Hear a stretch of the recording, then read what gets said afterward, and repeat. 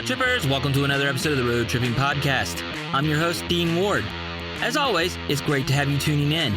If this is your first episode, then welcome. If it's not your first episode, then welcome back.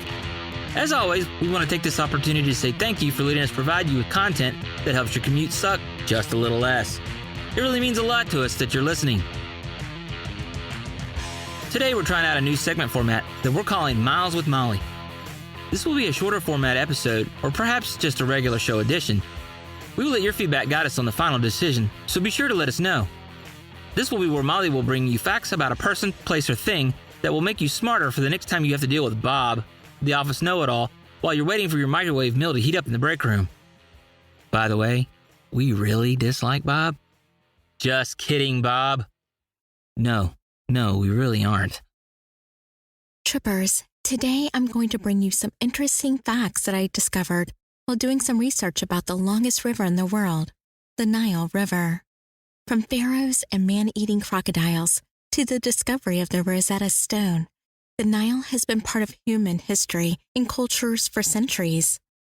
The word Nile comes from the Greek word Nilos, which means valley, but also represents one of the patamoi, the pantheon of gods that represents the rivers and streams of the earth.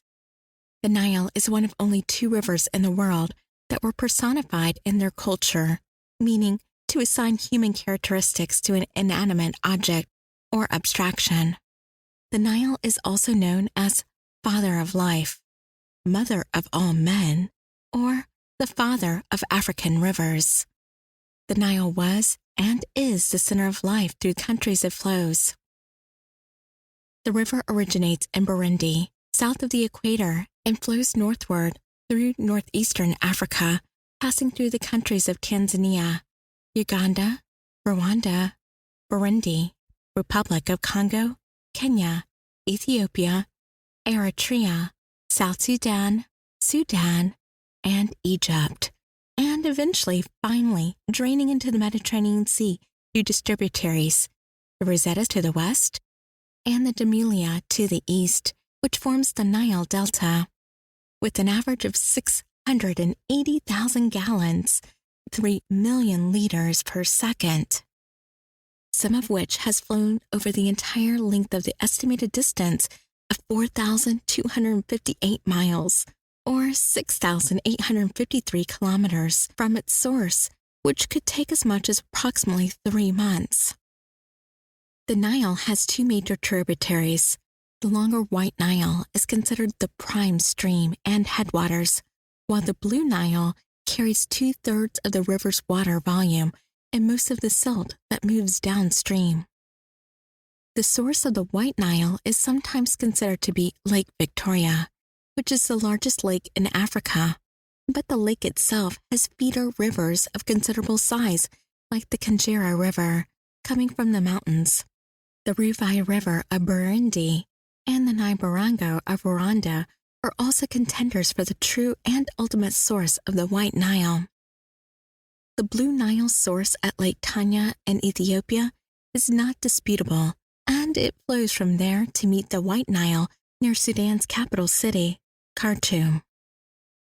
In the past, each year between June and September, heavy summer rains upstream and melting snow in Ethiopian mountains fill the Blue Nile beyond its banks, and in turn, floods to the area downstream.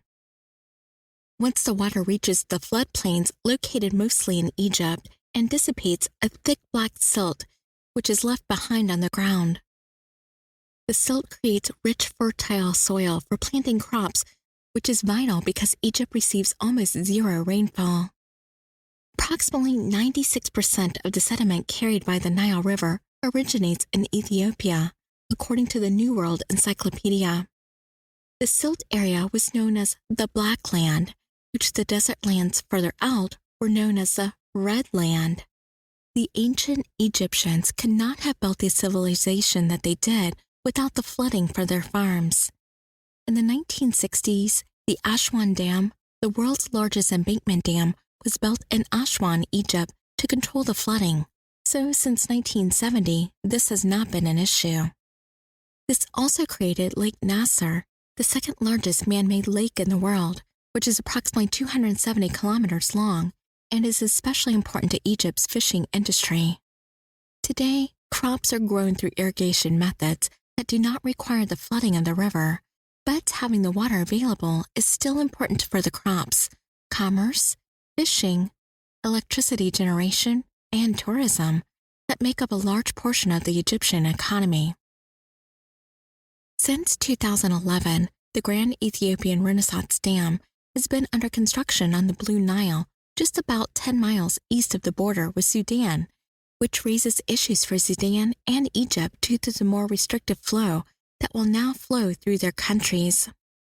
Once complete, it will be the largest gravity dam in all of Africa, as well as the largest hydroelectric power plant in all of Africa. In fact, the 7th largest in the world.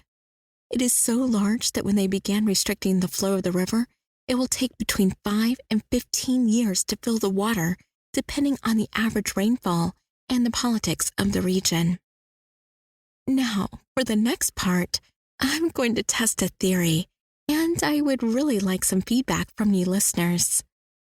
While growing up, I was told at some point, and it has always stuck in my mind as a fact, that there were only 2 rivers in the world that flow north, the Nile and the New River, which flows from North Carolina through Virginia. This is completely false, of course, as there are many all over the world. My remembrance is probably a form of the Mandela effect, which occurs when a large group of people believe an event has occurred when it actually did not. But since both my husband and Dean seem to remember being told the same thing, and none of us went through the same school systems, I wanted to see if anyone else remembers being told this as well, or something similar to it. Drop me a line at Molly, Molly, at theroadtrippingpodcast.com. So at least I can say I'm not crazy for remembering it that way. Fun fact: if you listen to our show about Buffalo Bill Cody, we mentioned the Bighorn area when we spoke about General Custer and the final military campaign of which Cody was part. One of the rivers that flows south and north is in this area, the Bighorn River, which is a tributary of the Yellowstone River.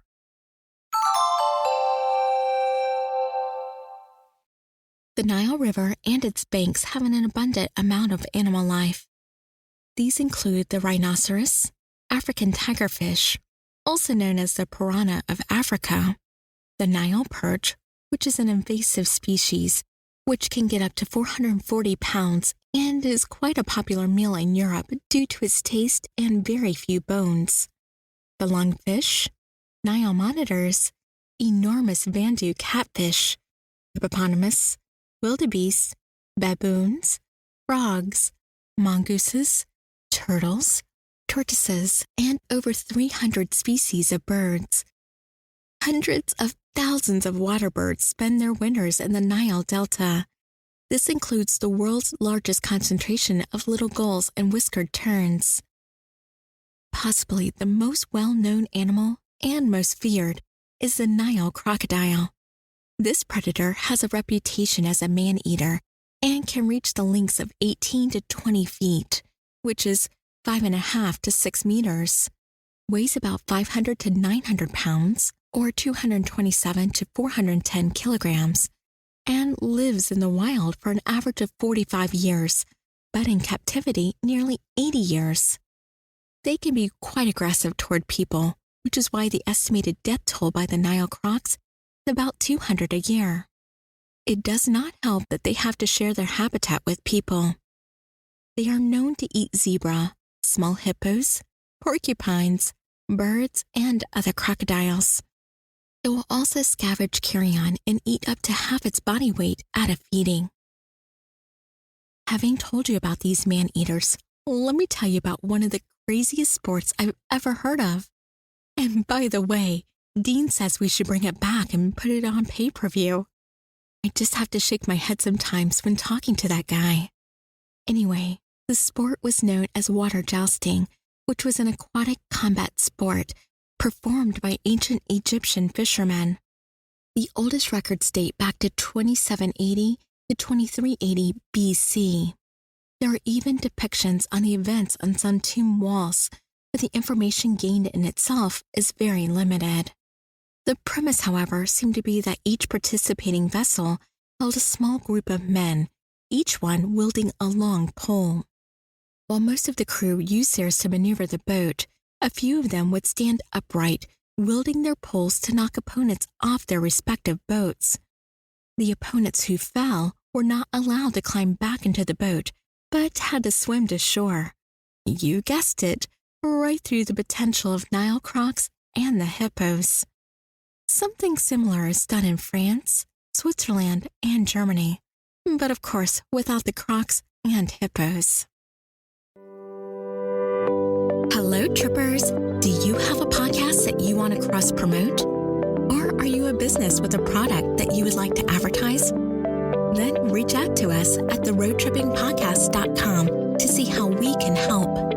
Your success is our success, so let us succeed together by getting the word out about your product or show to other listeners and potential consumers.